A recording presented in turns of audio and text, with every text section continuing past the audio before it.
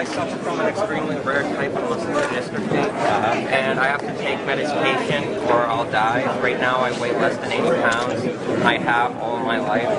I have support of 5 of my doctors saying that I am living proof that medical marijuana works. I am completely against legalizing it for everyone, but there is medical purposes for it. And you have synthetic marijuana that's available and other pain medications. It makes me sick. I have tried it and it makes me throw up.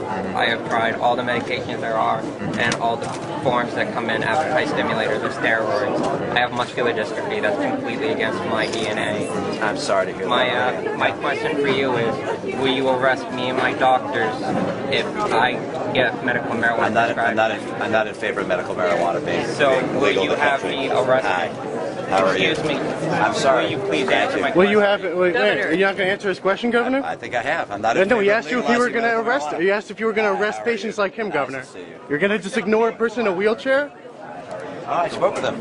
I know, but he didn't answer his question. All right. Well, this is. Hi, my name is Clayton Holton, and first of all, I'd like to thank you for ending the federal raids against medical marijuana patients like myself. I have recently asked Rudy Giuliani and Mitt Romney about the subject, and instead of answering my questions, they turned their backs to me. I was wondering if you could tell me how you are a better candidate for the medical marijuana patients like myself. I would absolutely never use the federal government to enforce a law against anybody using marijuana.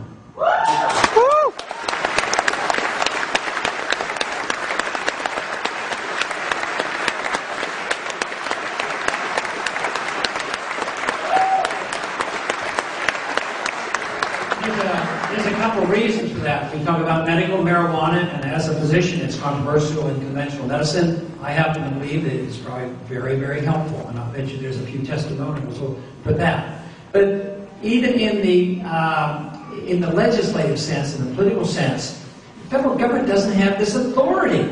I mean, if a state especially comes in and says that you can use it, like some of these states have, then for the federal government to come in and say that we are going to override the state law, even if it's just a modest legalization, and override this law, that's an offense, just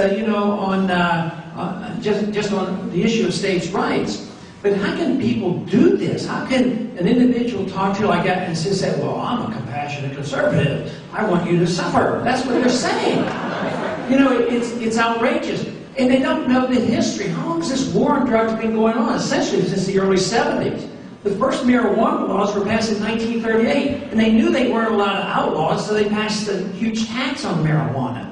And even the war on drugs total war on drugs is rather recent.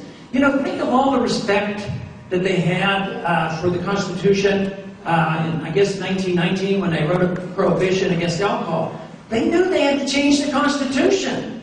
And then they repealed it because it didn't work. But all this drug war business is done without authority. It's sort of obvious that they don't have the authority to do this. We have probably spent $500 or more billion since the early 70s.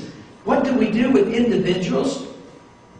Let's say an individual that never committed a violent crime gets caught 3 times in a nonviolent act of using drugs, even if they were hard drugs and even if they hurt the individual, they can be put in prison for life.